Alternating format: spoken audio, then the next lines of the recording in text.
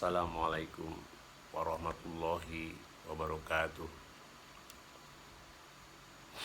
Alhamdulillahirabbil alamin wa bihi nasta'inu ala umuri dunya wa din wa ala alihi washabihi ajmain. Ilahi anta maksudi wa ridhaka matlubi atini mahabbataka wa marifataka.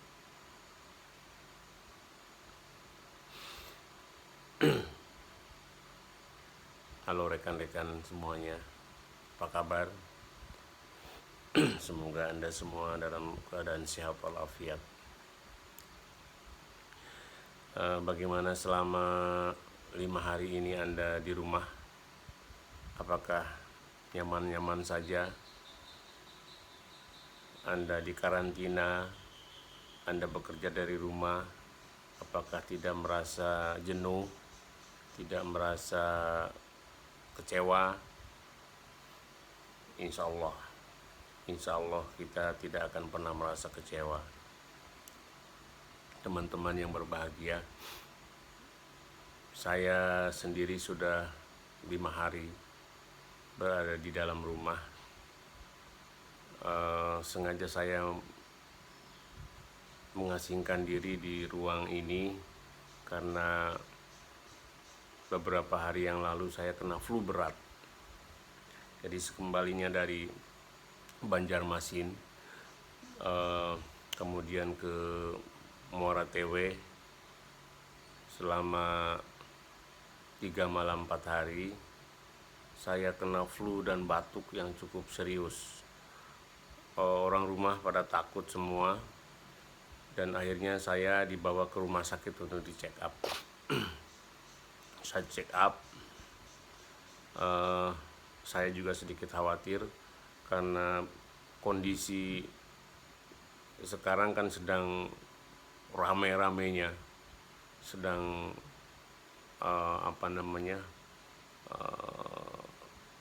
berita yang cukup menggegarkan suasana. Saya diperiksa, alhamdulillah paru-paru saya bagus, kolesterol saya bagus, hanya satu, apa coba? Gula. Jadi selama saya di Muara Tewe itu 3 hari 4 malam memang suguhannya manis-manis, ada buah, ada kue-kue yang manis-manis. Yaitu saya santap kopi tidak pernah ingat bahwa kalau di rumah itu biasanya menggunakan gula diet itu. Nah, kalau di sana sudah tidak mikir, pokoknya ada kopi santap terus. Dan satu hal selama di sana, karena memang teman-teman ini ahli hisap ya, saya merokok cukup banyak. Jadi akhirnya flu-nya cukup berat dan batuknya juga cukup berat. Nah, teman-teman, sebenarnya saya hanya ingin sharing saja. Jadi selama 5 hari ini saya merenung, kenapa kok alam semesta ini menjadi seperti sekarang, menyeramkan. Jawabannya ada pada Al-Ahzab 62. Saya lihat di situ ada cuplikan bagian dari ayat tersebut yang berbunyi, walan tajida lisunnatillahi tabdila, walan tajida lisunnatillahi tabdila. Jadi kamu sekali-kali tidak akan mendapati perubahan pada sunatullah. Jadi ini adalah sunatullah. Ini adalah sebuah perjalanan alam semesta yang sudah diatur oleh Allah Subhanahu wa ta'ala. Lalu dengan cara apa kita menyikapinya? Ya, seperti dijelaskan dalam surat Al-Baqarah ayat 53, kalau tidak salah loh ya, mohon nanti dicek. A'udzu billahi minasyaitonir rajim.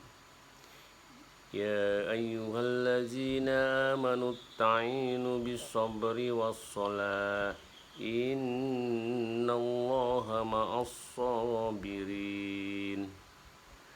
Hai orang-orang yang beriman, jadikanlah sholat, sabar dan sholat sebagai penolongmu. Karena mengapa? Karena Allah itu bersama-sama dengan orang yang sabar. Sungguh Allah itu bersama dengan orang yang sabar. Jadi kita diharuskan bersabar menyikapi perubahan alam semesta yang seperti ini. Ya, mudah memang. Sabar. Saudara-saudara banyak sekali katakan saudara-saudara harus bersabar. Kita tidak tahu bagaimana cara sabar. Sabar itu ada batasnya. Siapa bilang sabar ada batasnya? Ya, sabar itu tidak boleh terbatas. Sabar itu tanpa batas. Mengapa? Karena sabar adalah hasil dari sebuah perjalanan spiritual. Kalau orang sabar dibatasi, wah itu bukan sabar namanya. Jadi sabar itu hasil. Orang yang sudah berhasil dalam menempuh perjalanan spiritualnya, pasti ia akan senantiasa bersabar bila ditimpa sebuah musibah. Bahkan orang-orang yang sabar itu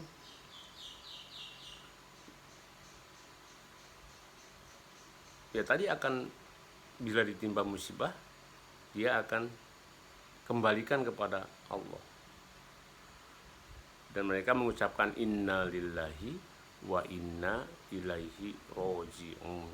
Itulah orang yang sabar. Nah sekarang bagaimana caranya bersabar?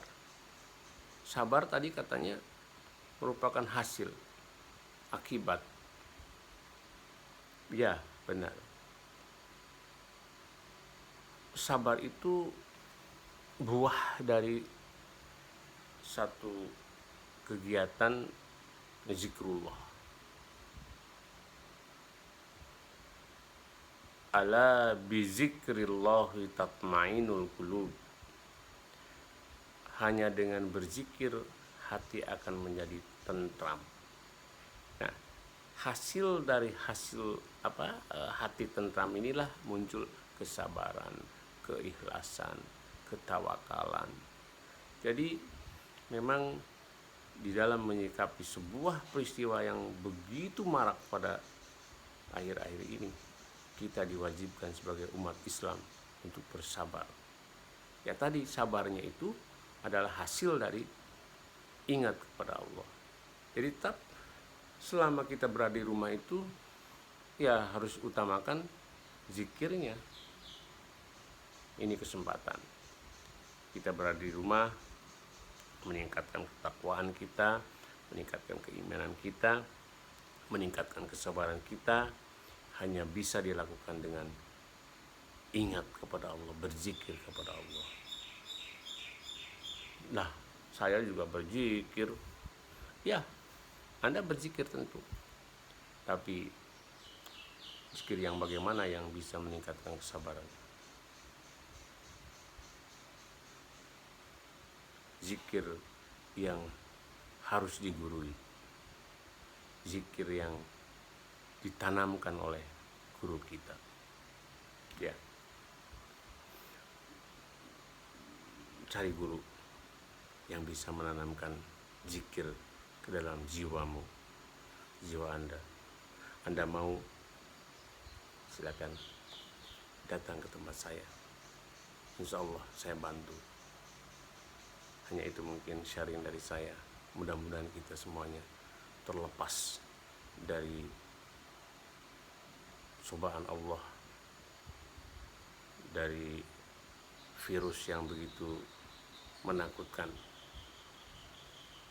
dan berdoalah terus. Innallaha ma'ana. Billahi taufiq wal hidayah. Assalamualaikum warahmatullahi wabarakatuh.